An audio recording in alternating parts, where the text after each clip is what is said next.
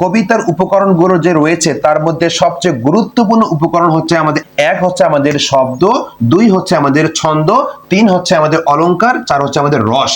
এই চারটি বিষয়ে খেয়াল করেই প্রত্যেকজন কবি কি করেন, তার কবিতাগুলো রচনা করেন। খেয়াল করুন, এক নম্বরে শব্দ। আসলে শব্দ বলতে আমরা কি বুঝি?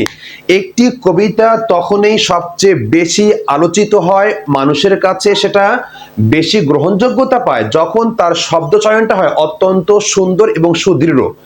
আর একজন কবির শব্দ চয়নের মধ্য দিয়ে আমরা বুঝতে পারি যে তার কবি শক্তির মাত্রা কত বড় এবং তার স্বতন্ত্র পরিচয় কিন্তু বহন করে এই শব্দ চয়নের মধ্য দিয়ে।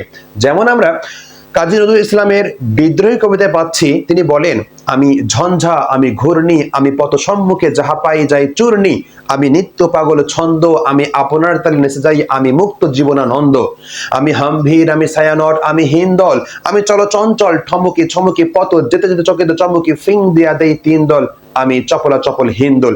এই যে তার প্রত্যেকটা আমির পরে এমন শব্দ তিনি চয়ন করেছেন যেই শব্দ শুনে আমাদের মধ্যে একটা জোশ বা আমাদের মধ্যে একটা বিদ্রোহী সত্তা জেগে ওঠে। তাহলে এই যে শব্দ চয়ন, এটি হচ্ছে একজন কবির প্রধান কাজ। দ্বিতীয়ত রয়েছে আমাদের ছন্দ। ছন্দের মধ্যে দিয়ে আমরা একটা কবিকে বা কবিতাকে খুব সহজ করে হৃদয়ঙ্গম করতে পারি। যেমন, সকালে উঠিয়া আমি মনে মনে বলি, সারাদিন আমি যেন ভালো হয়ে চলি। এই যে কবিতার মধ্যে যে একটা অন্তবিন্যাস এবং সেটা পড়ে যে একটা মনের মধ্যে একটা ভাব জাগ্রত হয়, মনের মধ্যে যে একটা ভালো লাগা কাজ করে, এটি হচ্ছে মূলত ছন্দের একটা আমাদের প্রধান লক্ষ্য বা উদ্দেশ্য। তাহলে ছন্দের মধ্য দিয়ে ছন্দময় করে তৈরি করেই আমরা কিন্তু সেগুলোকে আস্বাদন করি এবং সেখান থেকে আমাদের মনের ভেতরে একটি কি ভালো লাগা কাজ করে। তো সেটি হচ্ছে আমাদের ছন্দ। তাহলে প্রত্যেকটা কবিতায় কিন্তু বিভিন্ন ছন্দে রাঙ্গানো, কোনটা মাত্রাবৃত্ত ছন্দ, কোনটা স্বরবৃত্ত ছন্দ, কোনটা হচ্ছে অক্ষরবৃত্ত, এরকম বিভিন্ন ছন্দ রয়েছে যে ছন্দের মাত্রার উপর সুন্দর করে এই কবিতাগুলো রচনা করা হয়। এবং তিন নাম্বার রয়েছে আমাদের অলংকার। অলংকারের মধ্যে আমরা অনেকগুলো বিষয় পেয়ে যাই, যেমন আছে আমাদের এখানে উপমা, যেমন রয়েছে আমাদের রূপক, যেমন রয়েছে আমাদের অনুপ্রাস।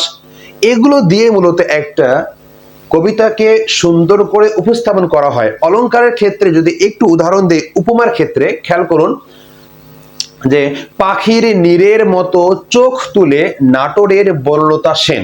এই যে নাটোরের বনলতা সেনকে তিনি কি করলেন, তার চোখ কিভাবে তুলেছেন, পাখির নীরের মতো। এটাই আমরা বলতে পারি যে একটা উপমা। এই উপমা ব্যবহার করে তিনি কি করলেন, তিনি একটা সহজ সরল বাক্যকে অলংকার দিয়ে সাজিয়ে ফেললেন।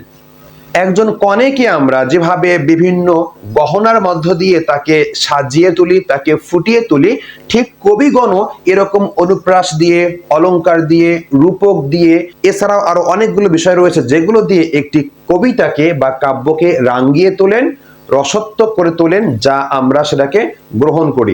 এটি হচ্ছে আমাদের অলংকার। উপমা, যে পাখির নীরের মতো চোখ তুলে নাটোরের বনলতা সেন। আর রূপক হচ্ছে, আমরা দেখি যে কাজী নজরুল ইসলাম বলছেন, এও ইব্রাহিম আজ কোরবানি করো শ্রেষ্ঠ পুত্র ধন, ওরে হত্যা নয় আজ সত্যাগ্রহ শক্তির উদ্বোধন।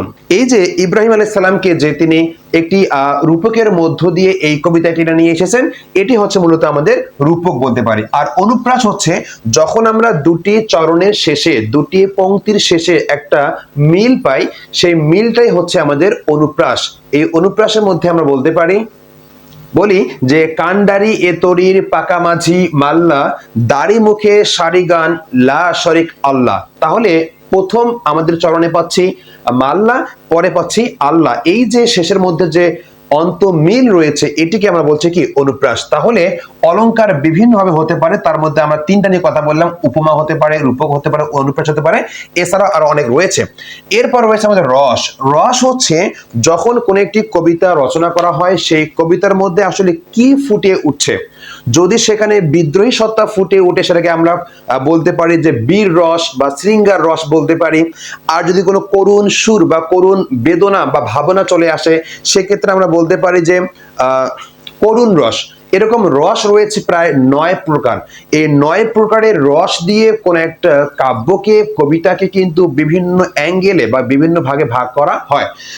যেমন কাজী নজরুল ইসলামের একটি বিখ্যাত কবিতা রয়েছে মহরম, সেখানে তিনি বলেছেন যে নীল সিয়া আসমান লালে লাল দুনিয়া আম্মা লাল তেরি খুন কিয়া খুনিয়া কাদে কোন ক্রন্দসি কারবালা ফোরাতে সে কাদনে অসুয়ানে সীমারেরও ছোড়াতে। তাহলে কারবালার যে হৃদয় বিদারক যে ঘটনা ঘটেছিল সেই ঘটনাটিকে মূলত কাজী নজরুল ইসলাম চেয়েছেন যে কাব্য বা কবিতার মধ্য দিয়ে উপস্থাপন করতে।